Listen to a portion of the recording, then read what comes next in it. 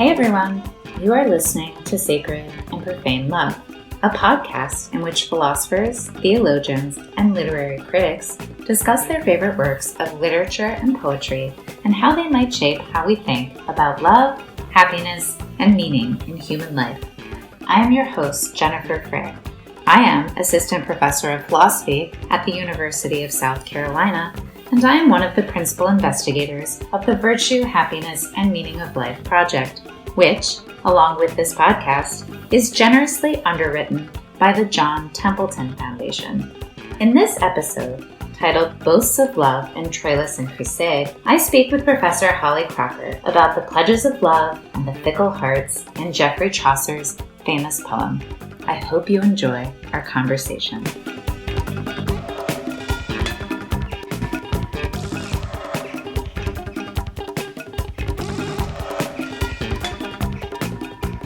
I'm very pleased to have my colleague here at the University of South Carolina, Holly Crocker, join me today on the podcast. Holly is a professor of medieval and Reformation literature and culture here in the English department at USC. She got her PhD from Vanderbilt University in 1999, and prior to coming to USC, she taught English at the University of Cincinnati and at St. Lawrence University. She is the author of many articles and several books, among them Chaucer's Visions of Manhood and Medieval Literature Criticisms and Debates, and most recently, she's completed a monograph titled The Matter of Virtue, Women's Ethical Action from Chaucer to Shakespeare. Today, Holly will be joining us to discuss Chaucer's very famous poem, Troilus and Criseyde. Welcome to the podcast, Holly. Thank you. Thank you for having me. Yeah, of course. I'm super excited. Chaucer is a poet who perhaps some of the people listening don't know that much about. I mean, maybe they read a little Chaucer in high school, but maybe that was a while ago. So I was wondering if you could just tell us a little bit about Chaucer, just who he was, when he was writing, what his importance and influence on English literature and letters has been, and actually what your own interest is in Chaucer. Yeah, Chaucer, he is the most important English poet of the Middle Ages. He's born somewhere around 1340. He lived through plague, schism, and heresy, but he doesn't write about any of those topics. Instead, he's often known as the father of English poetry, mainly because he wrote in English. Chaucer makes English into a vehicle for art by writing poetry that he derived from Latin, but mainly French and Italian sources, into English. So is he the first one to do that? He's the first one to do so with such dedication. He did all of this on the side. He was a bureaucrat, a diplomat. He was in royal service from a very young age. He is very much a poet of late 14th century London. He's a city poet in many respects.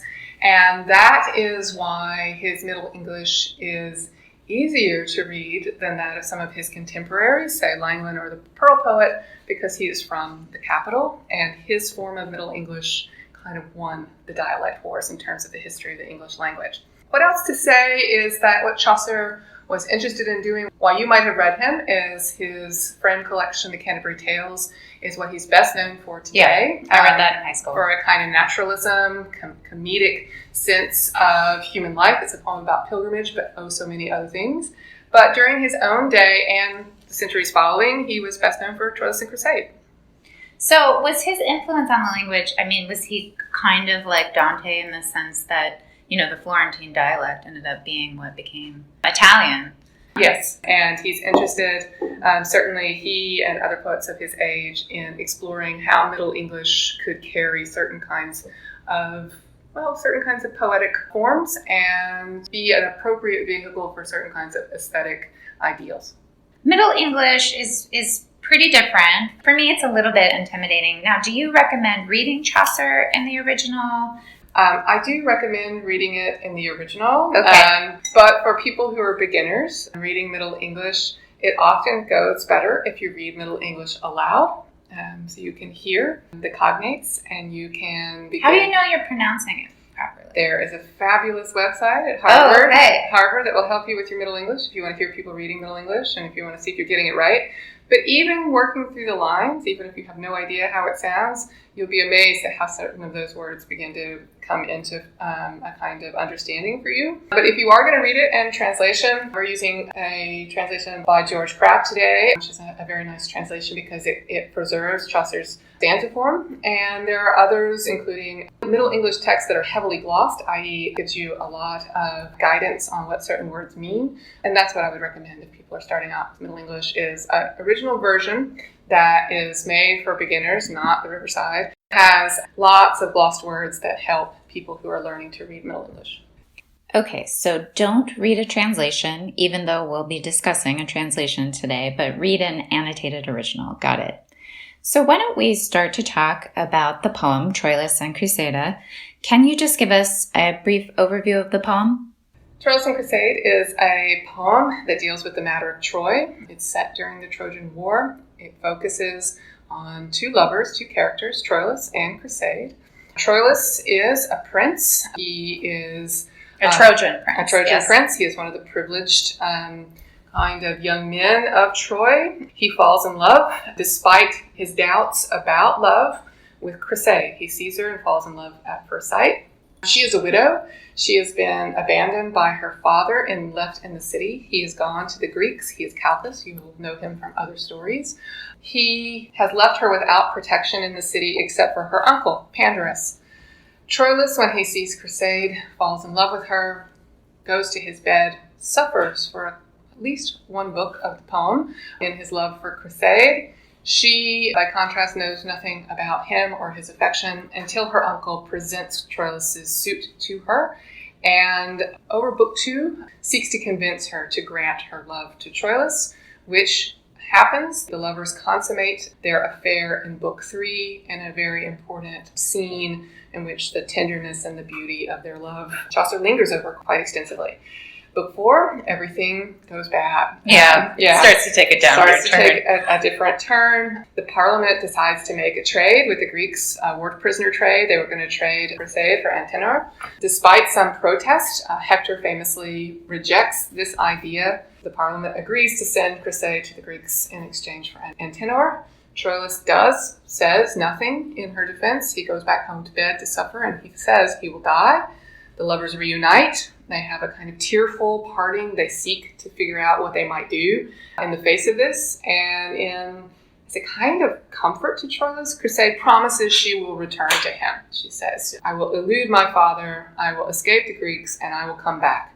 Now, why he believes this or thinks this is possible, this is one of the questions of the poem. But she goes to the Greeks, and obviously, as soon as she gets there, she realizes she neither can come back, nor maybe does she even want to. She is pursued by another Greek champion, Diomed. He is much more cunning, much more scheming than Troilus, insofar as he, at least more transparently, views Criseyde as a war trophy. In other words, he wants Criseyde because he knows she's Troilus's beloved, and he seeks to seduce her, therefore. And so she never comes back to Troilus. Troilus, when he sees that by certain signs she gives Diomed a token, a brooch, and when Troilus sees this, he knows that she's betrayed him. And it was a brooch that he gave her, maybe? Yes, that's right. So it's his, and he recognizes it as a love token that he gave to her. So this is one of those direct homosocial kind of competitions, and Troilus loses. He becomes ferocious in battle, but as a consequence, he dies. But we're told at the end of the poem that he ascends beyond human spheres of love, and he laughs at the follies of mortals and all of us who are left behind. Yeah, in the end, he's able to laugh at himself. I really like that. Okay, so why don't we step back for just 1 second and talk about some of the cultural background that Chaucer is bringing to this story. As you've mentioned, we have kind of the Homeric epic tradition because we're talking about the Trojan War. The Trojan War itself, of course, was started over an adulterous love affair. But another tradition that maybe people are less familiar with is the courtly love tradition. And since you're an expert on this, maybe you could tell us just a little bit about the courtly love tradition and how Chaucer is using it. Courtly love is a French tradition, or it's a tradition that began with Provençal poets, so what we would think of as a French tradition, in about the 11th century with the troubadours, trouvères, and poets who wrote lays. It is a tradition that posits love as frustrating. A lover loves a distant beloved who is thought to have all the power in their relationship. So the beloved lady, this changes the traditional gender dynamic, is pursued by the suffering lover who proves his fidelity by suffering for as long as it takes to win her. And she can impose whatever demands she wishes.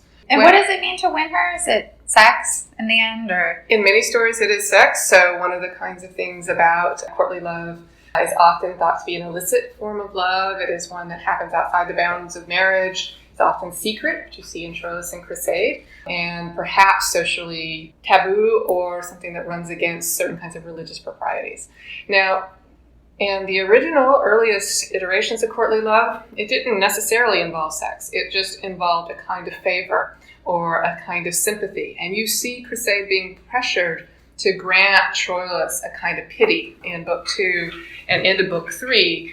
And she knows what panderous means by that by this point, that he means sex, but there are other stories in which that's not what it means. So by the time Chaucer is using this tradition, there is some cynicism about its lofty terms, that this could just be about the exchange of adorations, and that what people in these kinds of relationships are really after is sex and a kind of power play between man and woman.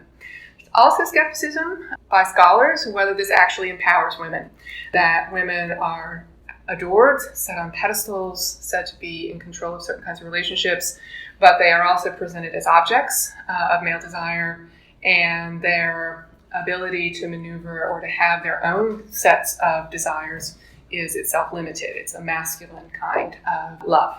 Kind of glad that we ditched the courtly love tradition. So the other influence that it's probably helpful to have on the table is that of Boethius. Boethius is an interesting figure. I think most people, if they've heard of Boethius, which is already doubtful, they will know about his Consolation of Philosophy. So can you just tell us a little bit about Boethius and his relationship to Chaucer? Boethius is a late ancient poet.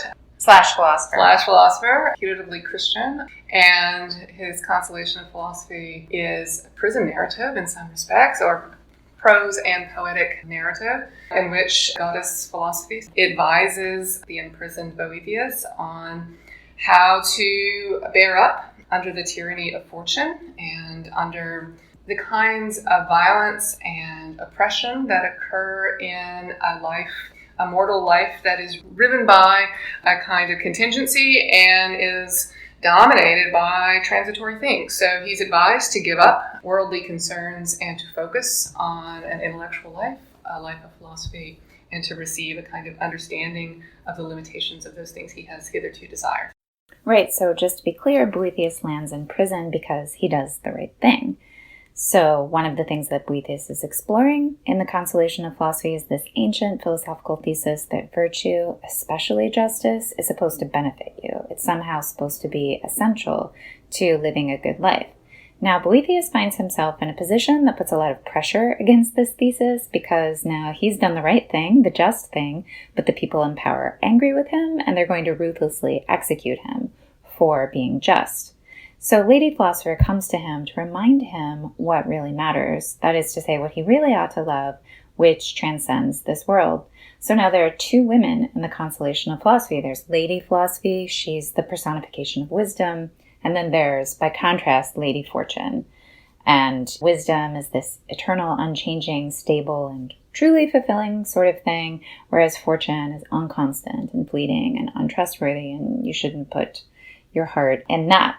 So I think this is important because one reading of this poem worth considering is that what Troilus learns throughout the poem, by the end of the poem, what he's come to see is that he shouldn't put his heart in the fortunes of these earthly loves. You know, his love for Criseyde is an earthly, fleeting sort of love, but a love that is eternal and unchanging.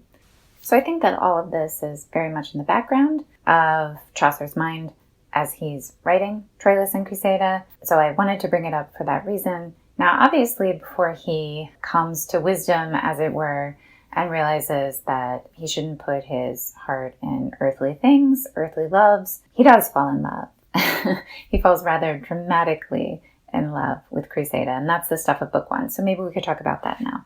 He sees Criseyde at the temple, and this scene is one that shows us love as an outside force that overwhelms or penetrates the will-be lover. And this is particularly satisfying in Troilus' case because he's been not that great about love. He has made fun of other people. He's scoffed at lovers. He said he doesn't want to be a lover, so he's sought to avoid love. He has characterized it as belittling. Yeah, he clearly thinks it's beneath him. Yeah, he thinks it's beneath him. And when he enters the temple with his mates, he's got a posse kind of with him, and they are looking up and down. It says his gaze roves wherever he wants it to go. And he is struck dumb by Criseyde's magnificent appearance, and he can do nothing. There's this wonderful line where he's like a snail and his little horns kind of shrink in, and he just has to go to bed. Love here is a malady. It's like a disease. It's an overwhelming kind of power. The poem says this will be a warning to those of you who avoid love. It will get you in the end. And then we watch him begin to suffer and to change. Right. So I think what's really interesting, and actually like pretty Greek, this is a pretty Greek idea, but it's also, I think, a real human phenomenon. I think the Greeks were onto some bit of reality here, is that he's smitten, he's bitten by Eros, and he's humbled by it, but it's not chosen. It's not like he's on the make, and so he goes to the temple thing, like the way some guys might cruise a bar, he's not chosen at all. It hits him with great force, and all that it takes is a look. So there's this idea that love comes by vision, and that what ignites it, as it were, is an object that's grasped as beautiful in some sense. And Criseyde, from all we know, was quite beautiful physically. He's totally bitten by love, and it overwhelms him. And Chaucer, when he describes this kind of vulnerability or susceptibility to love, I think he, at least in my translation, describes it as the common fate of all, including the wise and the proud. But he also says, love binds all things. That's almost a literal translation of the Middle English line. Oh, okay. Yes. It seems clear that there's something about love that's common and important and positive. And it does have this kind of transformative impact on Troilus. It changes him. So how does it change him? The poem goes on to say that he becomes a better person. So there's a protracted kind of chronicle of his suffering in book 2, which for modern readers sometimes can seem a little ridiculous. But by the time we're talking about book 3, he speaks better, he fights better, he's more courteous. It says he eschews vice. And there's a catalog of vices that he puts off. And so they're attributed to love and no other kind of power. And everything he does in service instead of seeking glory. So there's a reorientation of what his aim is to serve rather than to gain renown. And this is all presented as a positive renovation of who he is. And we've been shown, he was a proud, again, rich prince who could do pretty much whatever he wanted. And all he wants now is to serve others, to be courteous, to be humble, and to present himself in a way that might gain Criseyde's favor. One thing that happens to people when they fall in love is that it surely does change them, but they now suddenly want to be desired by this person that they desire. So there's a worry about, he wants to be better insofar as he wants her. Yes. Which puts a little bit of pressure on the traditional conception of virtue, which is sort of like wanting the good for its own sake, True. and not for the sake of some further benefit. But there's also a question of this love. He's never spoken to her. True. For instance. He doesn't know if she's smart or nice or remotely interested in him, but somehow he has managed to just totally falls for her, where the object of his fixation and his desire is really just an image, right? Yeah. So he hasn't actually had any interactions with her that aren't simply visual. So there are all these questions about how the Eros gets going, but then there's also this question of, Troilus doesn't want anybody to know. He's very intent on concealing what's going on with him while it's happening, but certainly later he's doing this typically masculine thing, hiding his feelings and not letting anybody see. So what is up with him not wanting anybody to know? So the only thing he knows about Criseyde when he sees her is that she has a good reputation. And she's pretty. And she's pretty. And she is striking. She's dressed in black at the temple. She's a widow, so she looks a little different than everybody else who's in their festive gear. She is very self-possessed. So these things strike Troilus. The question about his sincerity or the superficialness of the kind of love he might develop for her is a valid one, especially given how he acts later. But in terms of early in the poem, what you see is that she actually is someone worth falling for. And so for Troilus to be kind of knocked over by her is Chaucer kind of giving credit to a heroine who's got a presentation that is not, she's not waiting to be courted absolutely by a not. knight. So this is an interesting and actually disarming feature of her character that Chaucer has emphasized here. So if we're focusing on Troilus, yeah, he probably has a problematic conception of love from the outset. Mm-hmm. But one of the things is interesting even about the poem as that's put into play is that the heroine he actually settles on, she is not one-dimensional in the way that you might expect. So there's the secrecy. He doesn't want anybody to know his feelings. But there's also the fact that, and there may be sort of resonances here with the consolation of philosophy, he describes himself as her prisoner. Yeah. He describes himself in a way in which she completely dominates him. She dominates his dreams. She's overtaken his imagination, his thoughts, his desires, his reasons for acting and being. There's also a lot of just prison imagery of like chains and whips. And, there's like all of this domination imagery. And then there's, I guess, what's called Troilus's song. Mm-hmm. Maybe we could talk about what he says about love in his song.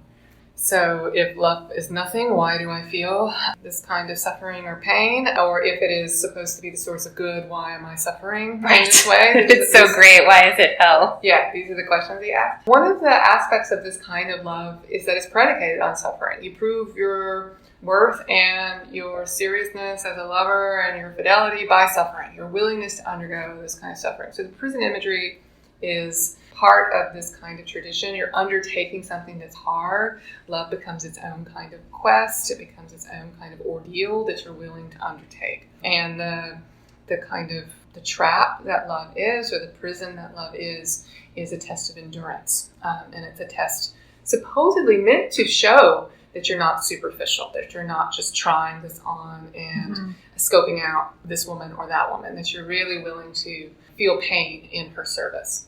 And the suffering is supposed to be for the beloved. How does that work? There does seem to be, just speaking in a very general way, if we think about love, we do think about sacrifice and suffering. If you love someone in a deep way rather than a superficial way, then presumably you are willing to undergo suffering for them. But it usually takes the form of doing stuff for them. Sure. Maybe stuff you really don't want to do, Yeah. But like in this case, it seems like really internal. Like I'm just in my room moaning. That is what he's doing. Wanting to die, but it's not like he's, I don't know. Suffering is fascination in some ways, and it's a self-centering suffering. It's all internalized. So it's, I hurt, and I really hurt. Right, I really hurt. And I can't get myself out of this, and I'm helpless. But the helplessness is itself titillating to a certain extent. Right. Well, yeah, because he does describe, so he says on the one hand, this is the translation, "Oh, living death." But then he says, "Oh, grief, so sweet and quaint." Like it's bitter, sure, but it's also sweet. So it's the prison that you want but do not want to get out of is the kind of motif that we're talking about here. Again, Troilus means this to prove that he's a serious lover, but the formulaicness of it for many is hard to get around, and I think a lot of readers rightly kind of see this as potentially a joke. This part of the poem that Troilus is almost ridiculous. Yeah, there's something obviously ridiculous about it. That he would take this on and we're like, oh God, please, he's not doing anything. Right. And that it is wholly a self-centering kind of process. He's not trying to go find Criseyde. He's not really trying to approach her. It's pretty juvenile in the way that he really can't even get out of bed. And he can't even tell Pandarus when Pandarus approaches him and says, I can help you out of this woe. he claims to be too far gone. It'd have been a much shorter poem if he were right. It's not clear he wants to get out of it. Yeah, I mean, there's something a little, I don't know, I mean, I hesitate to say enjoy, but I mean, he's kind of into it in a way. He is into it. So Troilus does kind of thank the god of love for this passion that's overtaken his heart, but then he makes this kind of vow or pledge, and he pledges to pay homage to his lover. So he says that as her man, it was interesting that he puts it that way, since it already presupposes that he is her man. Right? I shall live and die. And I'm just curious, like, what sort of pledge or vow is this? He's affiliating himself. That it's almost like a system of livery. He's signing up to be part of her entourage, or her, he is her courtier now. He will fight in her honor. Everything he does is supposed to accrue or be recast as a product of her agency. And there is some huge squabbles among scholars about whether these kinds of contests and affiliations actually happened at courts. There are these said to be these courts of love, and where knights would some kind of jousting and these visual kind of exchanges of tokens, and so that courtly love itself became a courtly game. And it's hard to know if the poetry arose from this, or if the games themselves reflected some of the poetry, and if it was all just an elaborate kind of a scene of enjoyment. But what you see by the time you get to Chaucer, Troilus, it's a way of suggesting that the traditional heroic warrior can do nothing if he's struck by love. So it's this kind of warrior hero tradition and the pleasure of watching him laid completely low by the power of love. So it is not just a play acting knight who's going to joust in Criseyde's honor. He's actually going to go fight war in her name, or to impress her. So that's book one, falls in love, and presumably Criseyde holds all the cards here. So book two puts a lot of pressure on this. So in book two, we have the introduction of this third character, Pandar. He's a strange character, but he's like the intermediary. And I think in the courtly love tradition, there's typically an intermediary. There's like a go-between between the two lovers. So now we have this back and forth between Troilus and Criseyde via Pandar. Maybe you could talk about how that plays out a little bit and what comes of it. Pandar is Criseyde's uncle, also Troilus' friend. He is worried about Troilus because he is so helpless. He's a mess. He's a mess. He's struck helpless in his bed, and he promises to help him with whatever his malady is. He tells him he's beyond help. Pandarus offers basically his service, and he will tell him, and Pandarus is very happy to learn that Troilus has settled his affections on Criseyde, in part because she is worthy, he claims, but also because it's his niece. And he says, oh, I know her, she's my niece, I talk to her all the time, I can help you out with her. I think then proceeds, he's going to present Troilus' suit to Criseyde, but what you see is a lot of rather sketchy behavior on his part, and really kind of manipulation, potentially. He doesn't just say, Troilus, he's a great warrior, he is a prince of great renown and repute, he loves you. He really pressures her to show him pity, is what he says, or to show him a kind of favor. And he's laying it on really thick. He tells her that if she doesn't accept Troilus' love, that Troilus will die, and then that will hurt the war effort. And it will be her fault, and it will be her fault. And if people come to know why he died, then they will blame her. It's like, honestly, to me, reading it, I felt like it was emotional blackmail. Yes, and the fact that he's also supposed to be sticking up for her in this domain. He's her closest male relative, the guy she's supposed to look to for guidance, and she even tells him this. She said, if I had chosen to love, or if I picked somebody, you would have scorned me. You would have scolded me for being loose and told me that this was inappropriate behavior. So she's a little scandalized by his behavior, but there's not much she can do. To be fair to Criseyde, I think his behavior is frankly scandalous. So if you look at page 54 of the translation, and I have the Modern Library Classics edition, it's not only that he says, oh, you're going to kill this guy if you don't reciprocate these feelings of love, but if you bid him die, you take my life. For hear this pledge, dear niece, I ratify that I will cut my throat with this knife. And it's like, well, that's crazy. Yeah. So not only are you telling her, well, if you don't go for this guy, you're going to kill him. Also, I'll just slit my throat right here in front of you. I mean, that's crazy. And then he accuses her of careless cruelty, that his death is at your hands, and it's all for her beauty. As at first, as if her beauty is, of her manufacture, but then secondly, as if she's responsible. Mm-hmm. She's going to tell herself that she is independent. Later, you'll see her. She walks around and paces it out and says, I'm an independent woman. I can do what I want. I can love or I cannot love. And she is independent. She's a widow. She has her own means, though at the same time, she's very vulnerable in the city without any kind of male protection.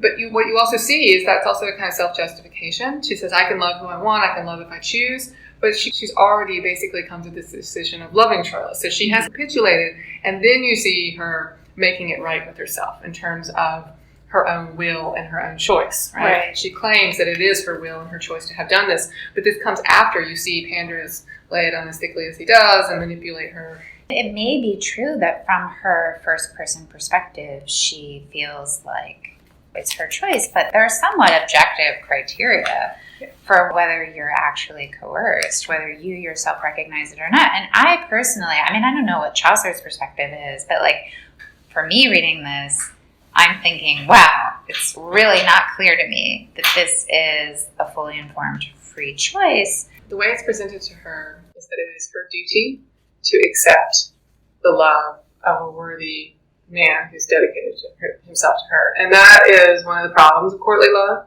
is that if you set courtly love up as something that focuses mostly on a man's perspective and what he needs to do to win a woman's love, her main responsibility in that kind of relationship is ultimately to accept him. So once he proves himself worthy, that's what she's meant to do. So for a woman who wanted nothing to do with it, Pandarus certainly doesn't imagine that as a possibility. Right. And neither does the poem. And you see Criseyde going through the same kind of thing. She's like, well, there's nothing to keep me. He is worthy, and wouldn't I be doing a disservice to myself and to others if I harmed him in any way? And she seems to accept this view of what women are supposed to do when worthy men love them. Right, and she even speaks on page 70 of gratitude for love. Yeah. And then she has the subsequent pledge to love on page 72. And she even says at one point, anybody who says that love is wrong or that it's slavery, then he's nothing less than envious. But of course, that's funny or ironic because it's exactly how it's presented all throughout book one as a kind of slavery and domination. Mm-hmm. And also following on that is this really famous, rightly so, dream called the Exchange of Hearts dream, where she dreams that her heart gets ripped out by a bird of prey. So, and replaced with another heart. So there's this kind of way that love is invasive, is violent. If she's imagining herself ripped open by it and another heart being in place of her own, her control over that situation is really very minimal. I guess where to start in book 3. This is when they consummate their affair, obviously, as you said. There's a lot leading up to that. Doesn't he formally present this request to serve her and she accepts it? Yes. So is that just a convention of courtly love? It is a convention insofar as he's offering himself. That particular exchange, yes, you see that happening where knights offer themselves to ladies and ladies accept them, whether or not the women have been pressured into doing so, as you might say about Criseyde. Right. We might have felt a lot better about book 3 if book 2 just hadn't happened. Yeah. Yes. And what you see, too, is Pandarus uses her presence at a dinner as a way of getting them together and sort of sneak off. She's there to ask for protection from the warriors of the city from Hector. So she knows there's this kind of real-world dimension of her life in which she's vulnerable. She needs men to pledge their fidelity to her. And then you've got this really powerful guy pledging his fidelity to her in this private moment, which at this point in the poem seems to be the more important pledging. Turns out it's not, or it turns out that it means less than what Troilus presents it as meaning. But it's a very weird parallel between what she really needs, which is men to stick up for her, and an offer of a man who's going to serve her supposedly to his death. Mm-hmm. And the emptiness of that when it comes time. This is the moment where Chaucer presents courtly love at its most reciprocal. They exchange vows, they exchange pledges, they have this kind of mutually fulfilling relationship. They are said to make each other better and to be grateful in each other's presence. They're both very happy. That's the way that book 3, when it brings them together, it supposedly does so in ways that fulfill both of them. So if either of them had doubts before, all of that's dismissed. as this was good for both of them. That very quickly goes wrong, but this is the moment in the poem where Chaucer pauses just to let that part of the relationship unfold and to affirm the possibilities of this kind of love. Yeah, so there are two things here that I think are really interesting. One is that you have throughout the poem, but particularly in book 3, as you say, pledges, vows almost, promises of love. And at the same time, you have Pandar, who's this curious figure, but he speaks of boasts of love, which love alone can measure. I think that's really striking because there is this question. I think these pledges are sincerely made, but there's a question of their substance in both cases, because there's real questions about what Troilus is really willing to do for Criseyde, given everything that we know about him.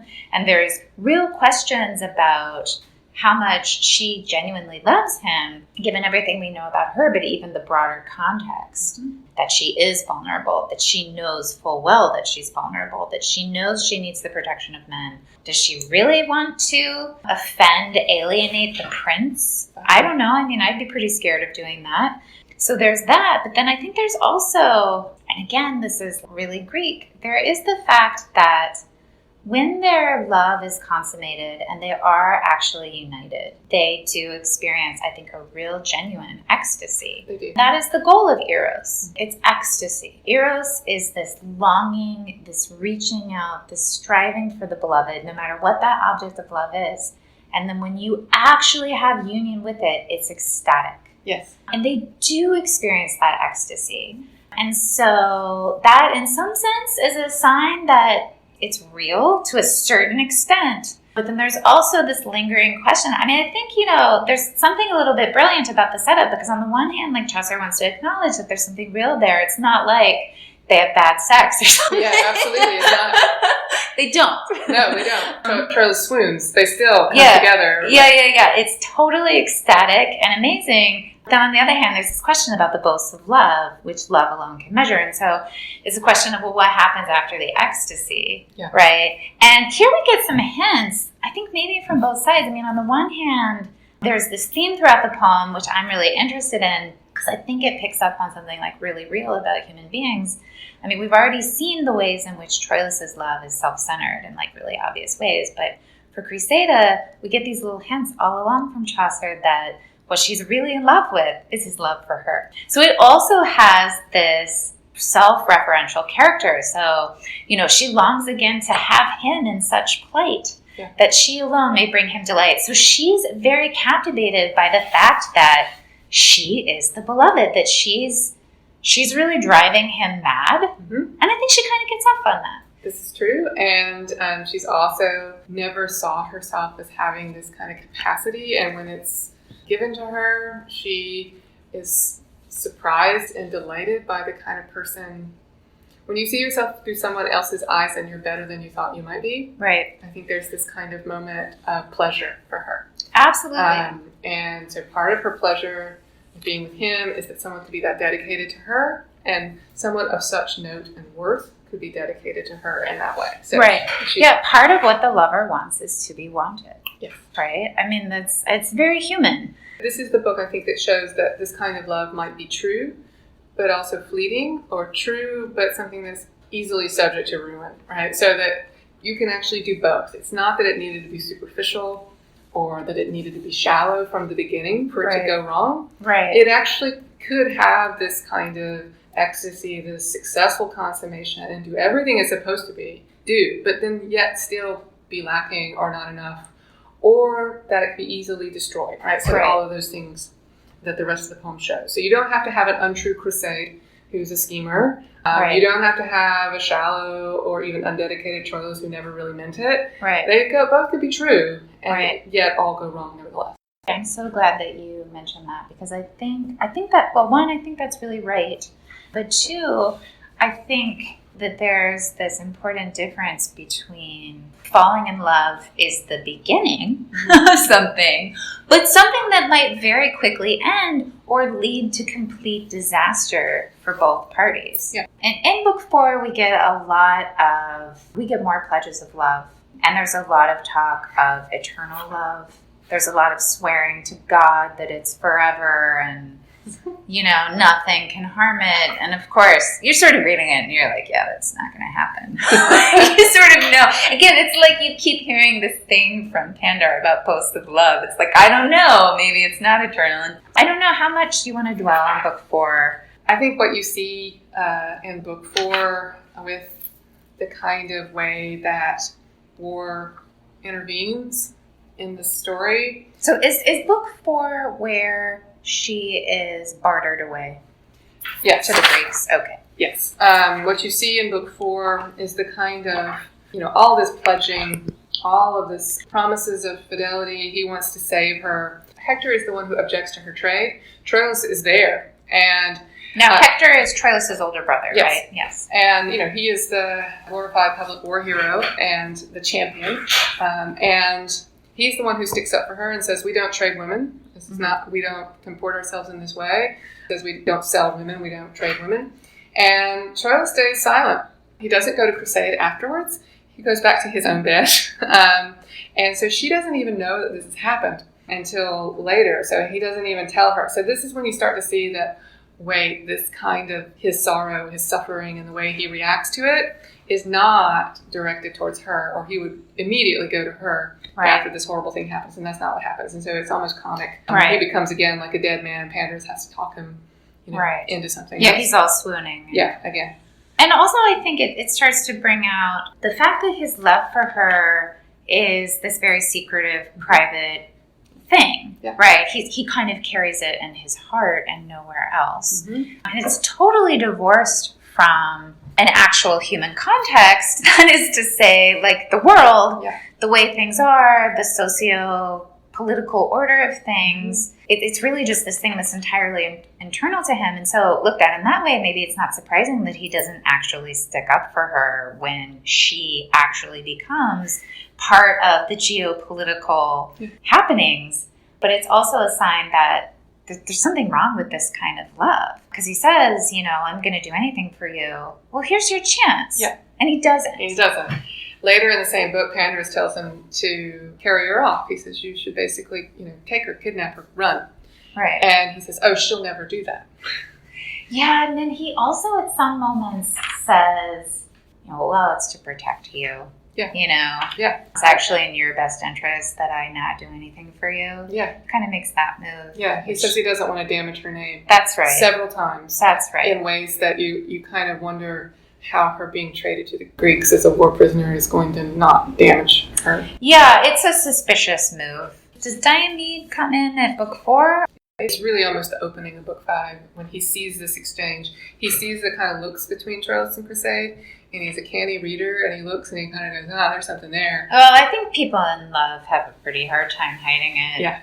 It's always in the eyes. So he knows that he can get something over on Troilus by setting his sights or his attentions on Criseyde. Right, so he's cunning. This was just like a literary trope, which makes sense because lots of people in reality fit this mold, but he's cunning. Yep. He sees this love.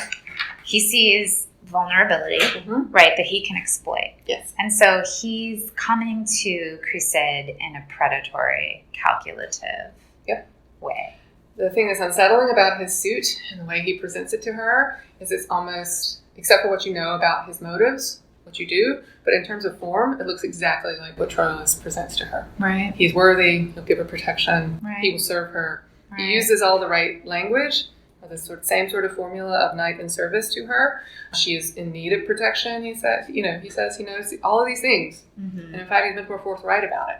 I can give you these things, and he promises to serve her. So the unsettling thing about him is that we already know he's doing it for an insincere reason, but it looks exactly the same. Mm-hmm. Exactly. And I think he's actually better positioned to actually do the things he says he's going to do. Yeah. So there's this interesting contrast, because Troilus, who really is in love, sort of hopelessly in love, says he's going to do all these things, and then it turns out, isn't capable of doing them, really. But then you have this cunning seducer who really can protect her, but protect her for him. It serves his ends. So she's completely instrumental. For him. Yeah. Certainly. And Troilus is leveled by this. He's writing to Criseyde, trying to, when she doesn't show up, he's watching at the walls, hoping that she'll come back. And he takes this as a complete betrayal, not that just she couldn't get here. Right. And so does Pandarus. They both condemn her. They see this as a failure, as a betrayal on her part, not just something that she couldn't control. Are they being unfair to her, or is there something in that complaint? Because this actually was a question for me as a reader. Is like, where is Criseyde at this point? One way of reading the poem, and I don't know that it's the correct reading, is just that she's a little fickle. Mm-hmm. Do you think that's fair? I think that it is a venerable critical tradition for a reason. Like it's a totally reasonable conclusion to come to that blames her early and late for the problems in the poem. But I think what is interesting is that in between, Chaucer shows us a much more complex heroine. She's not just a fickle betrayer. You get that in Shakespeare with his Criseyde, and with other 16th century versions of this character are far more cunning, far more felicitous. They take greater pleasure in the pains that they cause. So you see different versions of Criseyde where Chaucer doesn't present her this way. She loses her resolve. I like to see it as a failure of will. So it's a failure. It doesn't mean that it's an intentional betrayal. Mm-hmm. So she is frail. She is a failed character. Doesn't mean that she's also probably afraid. Absolutely. I mean, she's reunited with her father, but she's still, the conditions of her existence in the Greek camp are even more precarious than they were in the city of Troy. So her father doesn't take him to be a great asset by the Greeks, but he's also taken to be somebody who they have to watch, right? He's not an honored member of the community or anything of that sort. So I think by the time you get to her letter, however, she basically says, I'll come when I can. Which means I will never come. Totally not coming. He's writing all of these, please come, I'm your beloved, etc. Mm-hmm. And she just writes him this very short reply. It's a little cold. It's a little cold. Yeah. She says she knows that he's true. She doesn't know when she'll come. She'll come when she has the time, when she can. Mm-hmm. And again, this shows that for anybody else reading it besides Troilus, this is over. She's attached herself to somebody else. Her affection has moved, and she has moved on, and this is crushing to him. To be fair to Criseyde, I think she herself is a little torn. Yeah. She acknowledges that she made all of these pretty dramatic vows and pledges that she's obviously not going to keep. And I think she does genuinely feel bad about that. She knows she's ruined by the end of the poem. She even says, I'll be spoken about in this way for a long time to come, and women will hate me most of all. Like, she knows what she's done will have this. Well, why will women hate her most of all? She's going to bring all the renown of all women into disrepute, which ironically is actually what happens with this poem if you look at its later life. Oh, really? Yeah. All later Crusades are way worse than this one. And, Robert Henderson gives her leprosy and makes her into a prostitute and all kinds of stuff. So, okay. Yeah, so she's got a pretty storied downfall after Chaucer in terms of literary history. But what you see with this is she seems to know that in betraying the guy, like Pandarus predicted, she will bear the blame, and whether or not she meant to. So she seems to just take that. Or whether or not it's fair. Whether or not it's fair, she just takes that on. What I don't think is fair to her, you asked me, do I think this is fair? I think she's a failed character. I think she shows weakness or a failure of will. But what I don't think is fair is Pandarus and Troilus and the narrator. They all get angry with her. They hate her. Pandarus says he hates her most of all. Well, that's really rich coming from him. Exactly. So the kind of judgment and punishment they wish upon her as a consequence, they have no compassion or understanding to say, oh, well, maybe she couldn't come, or maybe her father intervened, or maybe she needs protection there in the same way that she needed it here, or maybe warrior lovers don't really look as different as we want them to. We think they do because we all love Troilus. Do you think that Chaucer wants us to hate Criseyde? No. What do you think his perspective is? I think he made a complex, flawed, and highly sympathetic heroine. Somebody who had experience in the world and whose moral failings are on display, but who is, I think, what he shows us is what happens to people who are good in circumstances that are overwhelming. So I think that's completely genuine in this poem. So I think that his Crusade remains absolutely compelling. Mm-hmm. There's never a moment where even when the narrator gives up on her. And so there's lots of kind of addresses and asides and this kind of scorn. I don't think the poem does. She knows she has to bear the blame, even if it's an unfair kind of judgment. I want to return back to the end of Book 5 and the influence of Boethius on Chaucer. As you mentioned in the beginning, Troilus dies in battle. So then he's kind of looking at things sub specie aeternitatis and kind of seeing the whole in the way that, so he's transcended this very limited, self-pitying, frustrated perspective. And now he sees like the wider context and he's able to laugh at himself, which I think is really great because humor and telling jokes and laughing at yourself, that's a very human thing. It takes reason, actually, because you have to be able to step back and critically look on things and notice, like, actually, they're pretty funny. So he's able to laugh at himself and kind of his own folly. And so Troilus has this recognition at the end that he really was not a hero who died tragically, but there's something actually pretty funny, and that he was given over to folly in some sense. But that depends on this idea that there is a transcendent perspective. There is something higher than this kind of profane love between Troilus and Criseyde. I do think he turns to that higher form of love at the end to say, all this worldliness, it will pass. Which is love of God. Yeah, correct. Love of God, yeah. Basically says, love Christ, he will not betray you in the same way. I don't think that's because the kind of love that he shows, particularly in Book 3, is superficial or untrue. I think it's because it's easily destroyed by other forces in the world. So if you set this kind of love in a theater of war, it's going to be overrun, overcome, and undone. But that doesn't mean that it wasn't beautiful, it wasn't fragile. It's just, it is not impervious in the same kind of way that the higher love that he's describing at the end is, right? So a lot of people look at this kind of, higher love and they say, oh, look, compare this love to this worldly love, and the one falls short. Well, it's not that it falls short because of any inherent flaw within it, except for that it exists in the world rather than above the world, right? Yeah. And so it's the other forces that destroy it that are the problem in this poem. I think Chaucer admires the kind of earthly, profane love that Criseyde and Troilus achieve, but then he watches what happens when the world comes back into it. But do you think that it's completely because of the world, or are there certain pathologies, not within human love, because I think that human love, that when done properly, it can really be this incredibly beautiful, fulfilling thing that brings you like real joy and happiness. Now, it's still going to be unstable because humans are finite and you're just going to die. At some point, your lover is going to break your heart just by dying. Yes. But it does look like things are nevertheless a little bit off. So the war and the problematic context, and even Pandar to a certain extent. And so there are these external things that are constraining it in various ways. But I also kind of wonder if there just wasn't something messed up from the beginning with Troilus in particular. Yeah. I mean, I actually don't think that the main problem was Criseyde. I thought it was Troilus because he is putting all of his hope in her, which I feel like is an unfair thing to do to a person. I certainly like because no person is going to totally fulfill, and that's not fair of them. I mean, I don't want to be the end-all, be-all for anyone. Like, I would love to be, like, I will give you everything that I can, and, like, yes, you think I'm really great, and that's awesome, but, like, I don't want to be it, because I'm obviously going to fail that. I am going to totally fulfill no one, and don't really want to take on that role. And I think that insofar as he was putting Criseyde on that pedestal, that's not really fair to her. I think he puts her on that pedestal because he wants to be all of that to her.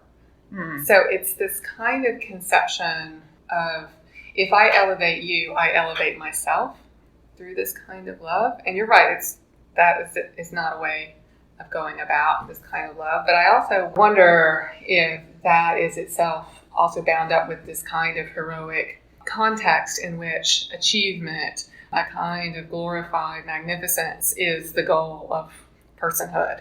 And so he wants to be the best lover and have the best beloved. Yeah. In the same way that he wants to be the best warrior and the best fighter and the best prince. It's like, oh gosh, please get off of all of that. Yeah. So, the kind of humility that's supposed to come with courtly love doesn't really pan out in this poem. I mean, I think the extent to which we can say that falling in love with Criseyde really did transform his character wasn't enough, or that the humility wasn't sufficiently deep, because, and this really does actually bring it around to Boethius and the Consolation of Philosophy, because it seems like the message at the end is not to love the world so much. It is. If we have a very Christian interpretation of the text, I don't know whether or not that's right, but if we do, then the human person is a pilgrim on a journey, and the journey doesn't end in the world. The injunction at the end not to love the world so much is the exact same thing that Lady Philosophy is trying to convince Boethius in the Consolation. Because, like, ultimately the Consolation is, and philosophy supposedly teaches, that this world is not actually where your happiness is. And so another person in this world can't be the summum bonum, the highest good.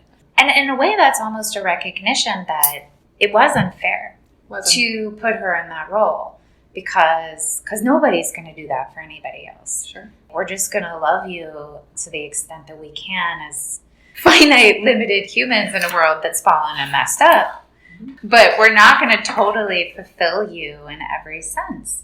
I always think that Criseyde's biggest problem is that she lets herself be taken with the image of herself that Troilus presents, right? Yeah. But her downfall is not betrayal. It's just that she's not that. Right. That shouldn't be any huge revelation. Yeah. But it is for all the male characters in this poem.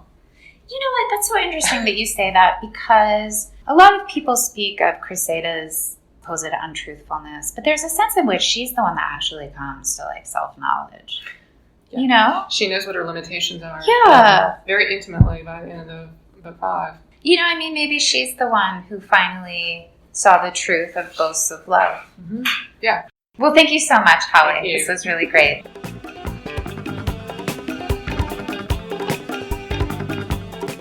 You have been listening to Sacred and Profane Love, a philosophy podcast that is part of the Virtue, Happiness, and Meaning of Life project, which is generously underwritten by the John Templeton Foundation. To learn more about our project, you can check us out online at virtue.uchicago.edu or at the Virtue blog. That's thevirtueblog.com.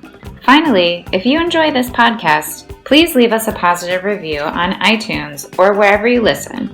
It helps us to be more visible to others. And if you know someone who desperately needs more literature and philosophy in their life, tell them to check us out.